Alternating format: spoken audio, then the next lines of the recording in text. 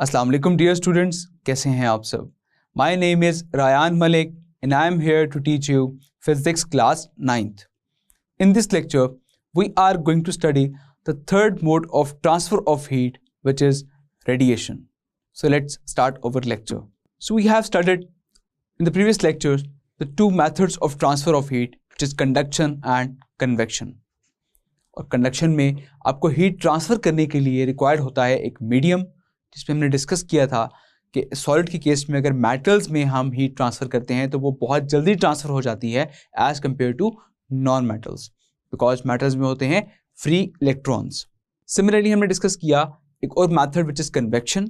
Convection में actual movement of molecules की वजह से हीट ट्रांसफ़र हो जाती है, जिसमें मॉलिक्यूल्स हॉट प्लेस से मूव करते हैं कोल्ड प्लेस की तरफ.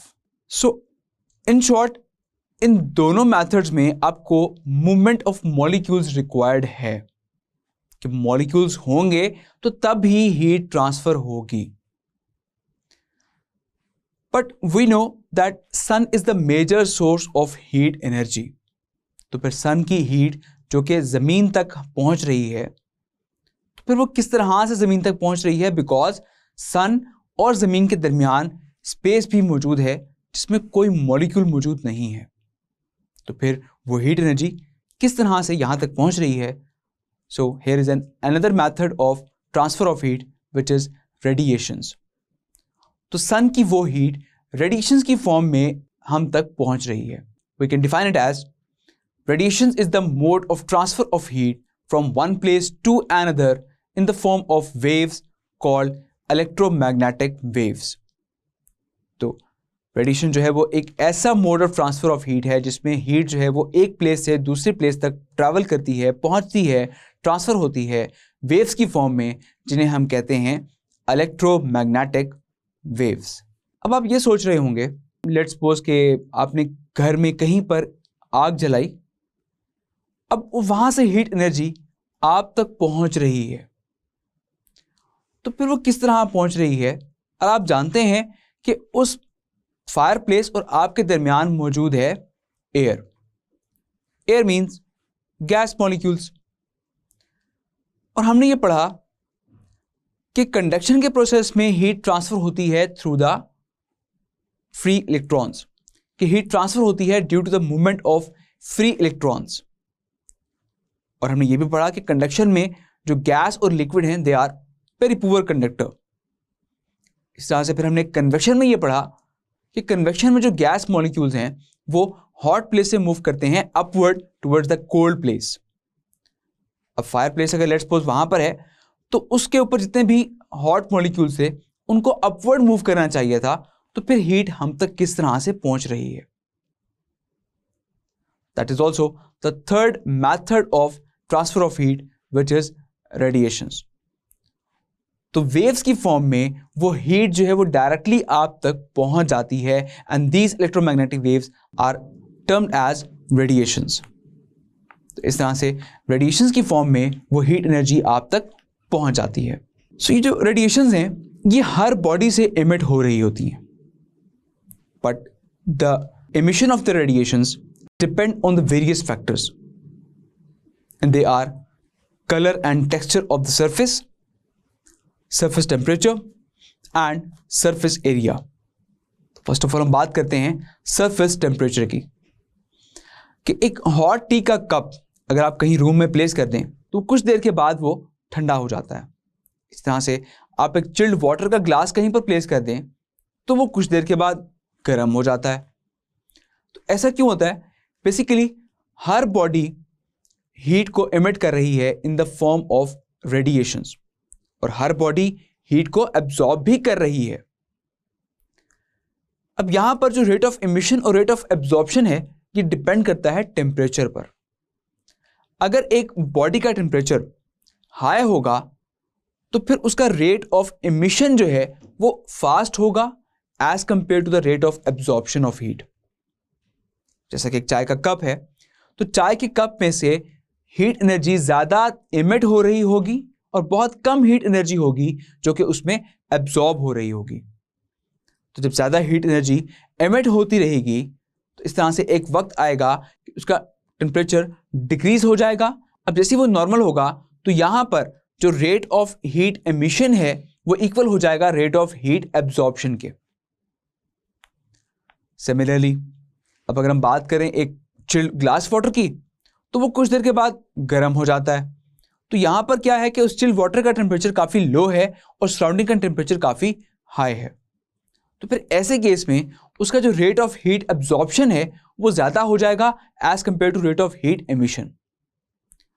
अब जिस तरह से वो हीट को एब्जॉर्ब करता रहेगा तो उसका टेम्परेचर भी इंक्रीज करता रहेगा और एक वक्त आएगा कि उसका टेम्परेचर सराउंडिंग के टेम्परेचर के इक्वल हो जाएगा और वहां पर rate of heat absorption equal हो जाएगा रेट ऑफ हीट एमिशन के। सो ये था इसका फर्स्ट फैक्टर कि रेडिएशंस डिपेंड कर रही हैं टेम्परेचर पर। तो यहां पर आपको क्लियर हो गया कि टेम्परेचर इंक्रीज या लो होने से किस तरह से रेडिएशंस जो है वो एमिट होती हैं या फिर एब्जॉर्ब होती हैं। अब हम बात करते हैं सेकंड फैक्टर की, which is colour and texture of the surface. तो इसको हम डिस्कस करते हैं एक एक्सपेरिमेंट के साथ जिसमें हम यूज करते हैं एक Leslie cube. Leslie cube basically एक मेटल बॉक्स है जिसके 4 फेसेस हैं और हर फेस की डिफरेंट नेचर है। और ये 4 फेसेस जो हैं ये कुछ इस तरह से हैं कि एक फेस जो है वो इसका सिल्वर शाइनी होता है और एक फेस इसका डल ब्लैक होता है, एक फेस इसका बिल्कुल वाइट होता है और एक फेस इसका कलर्ड सरफेस होता है। सो अब हमने ये देखना है कि इन डिफरेंट नेचर्स ऑफ सरफेस, इनके कलर और जो नेचर थी वो चेंज करने से किस तरह से अफेक्ट होता है रेट ऑफ एमिशन या फिर रेट ऑफ एब्जॉर्प्शन। तो हमने उस लेस्ले क्यूब के अंदर हॉट वाटर फिल कर दिया। तो हॉट वाटर फिल करने के बाद उस लेस्ले क्यूब से रेडिएशंस एमिट होंगी और आपने उसके साथ प्लेस कर दिया एक रेडिएशन डिटेक्टर जो कि रेडिएशंस को डिटेक्ट कर रहा है। तो हमने 1 बाय 1 वो रेडिएशन डिटेक्टर इसकी 4 साइड्स पर लेकर गए। तो वहां से आपने ये देख लिया कि जो डल ब्लैक सरफेस थी वहां से सबसे ज्यादा रेडिएशंस एमिट हो रही थी as compare to the other surface. यहां से ये क्लियर हो गया कि जितनी सरफेस डल या डार्क होगी तो उसमें से रेडिएशन ज्यादा एमिट होंगी। So that means the dull black surface is a good emitter of heat. ये एक गुड एमिटर है। हमने एक और एक्सपेरिमेंट किया और यहां पर हम अब चेक कर रहे हैं rate of heat absorption. Again इसमें भी यहां पर हमने एक डल ब्लैक सरफेस ली और एक हमने सरफेस ली सिल्वर शाइनी सरफेस और उसके सेंटर में आपने प्लेस कर दी एक कैंडल।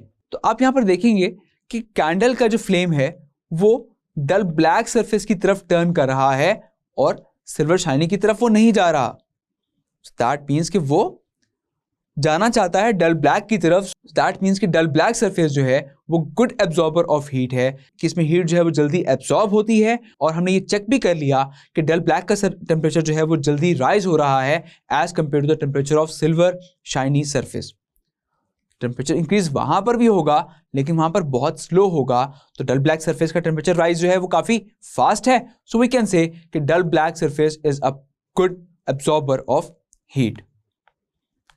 इसी तरह से जो सिल्वर शाइनी सरफेस है तो वो पुअर एब्जॉर्बर ऑफ हीट कहलाएगा बिकॉज वहां पर जो टेम्परेचर राइज है वो काफी स्लो है।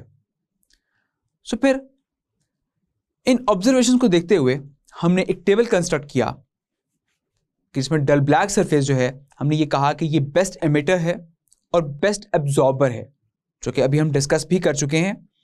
और ये वर्स्ट रिफ्लेक्टर है, ये हीट को रिफ्लेक्ट बैक नहीं करता, ये एमिट भी करता है और एब्जॉर्ब भी करता है। इस तरह से जो कलर्ड सरफेस है they are good emitter and good absorber but bad reflector. Similarly जो वाइट सरफेस है, वाइट सरफेस बैड एमिटर है और बैड एब्जॉर्बर है बट गुड रिफ्लेक्टर है। तो बैड सरफेस से जो हीट है वो बहुत अच्छी रिफ्लेक्ट बैक हो जाती है। Similarly the shiny silver surface, तो शाइनी सिल्वर सरफेस जो है उसमें रेट ऑफ एमिशन भी बहुत स्लो है और रेट ऑफ एब्जॉर्प्शन भी बहुत स्लो है। वी कैन से कि ये वर्स्ट एमिटर है और ये वर्स्ट एब्जॉर्बर है but it is the best reflector. Silver shiny surface की वजह से इसमें हीट वेव्स जो हैं, जो रेडिएशंस हैं, वो लगकर रिफ्लेक्ट बैक हो जाती हैं. That's why we call it as a best reflector. Now move towards the third factor which is surface area. तो एक ऑब्जेक्ट का सरफेस एरिया जितना ज्यादा होगा उसमें से रेडिएशंस भी उतनी ज्यादा एमिट होंगी. फॉर एग्जाम्पल, अगर आप एक चाय का कप कहीं पर प्लेस कर दें तो वो काफी देर से ठंडा होगा. अगर आप उसको फ्रिज में डाल लें तो वो जल्दी ठंडा हो जाता है. क्यों? क्योंकि चाय के कप का जो सरफेस एरिया है वो बहुत ही स्मॉल है, तो सिर्फ उस स्मॉल एरिया से रेडिएशंस ने एमिट होना है, हीट ने एमिट होना है. लेकिन जब आप उस चाय को फ्रिज में डाल लेते हैं तो फ्रिज में डालने पर उसका सरफेस एरिया इंक्रीज हो जाता है, जिसकी वजह से हीट एनर्जी जो है वो जल्दी एमिट होती है. सो सरफेस एरिया जितना लार्ज होगा वहां पर rate of transfer of heat जो है वो भी लार्ज होगा. Let's have a short quiz. What is radiation? Radiation क्या है? Radiation is the mode of transfer of heat in which the heat is transferred by the electromagnetic waves which are called radiations. So we can define it as radiation is the mode of transfer of heat from one place to another in the form of waves called electromagnetic waves. So what is Leslie cube? Leslie cube क्या है? Leslie cube basically एक ऐसा metal box है जिसकी 4 surfaces हैं. So as these radiations depends on the color and nature of the surface. तो इन radiations को detect करने के लिए, इनको ऑब्जर्व करने के लिए हम यूज करते हैं लेस्ली क्यूब. तो लेस्ली क्यूब एक ऐसा मेटल बॉक्स है जिसकी 4 फेसेस हैं, और एक फेस है इसकी शाइनी सिल्वर सरफेस, एक फेस है इसका डल ब्लैक सरफेस, और एक सरफेस है इसका कलर्ड सरफेस, और एक सरफेस है इसका वाइट कलर्ड. तो हम इसमें हॉट वाटर फिल करते हैं, और फिल करने पर इन फेसेस से रेडिएशन एमिट होती हैं.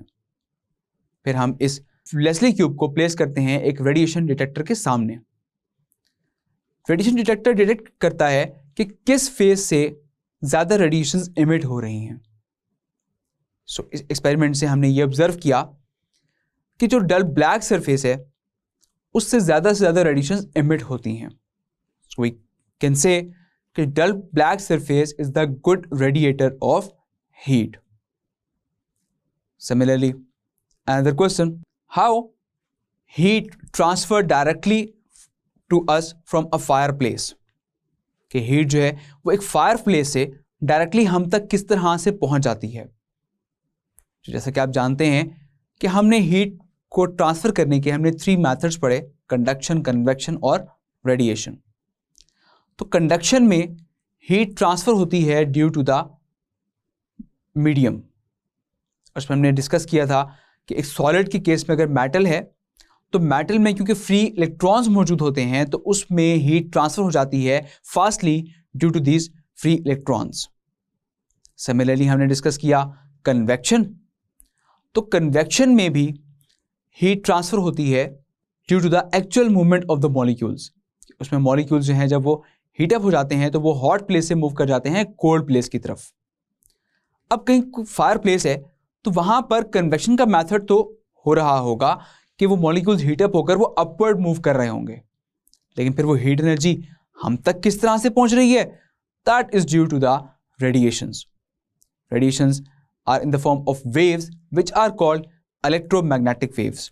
तो इलेक्ट्रोमैग्नेटिक वेव के थ्रू वो हीट उस फायर प्लेस से हम तक पहुंच जाती है. क्लियर?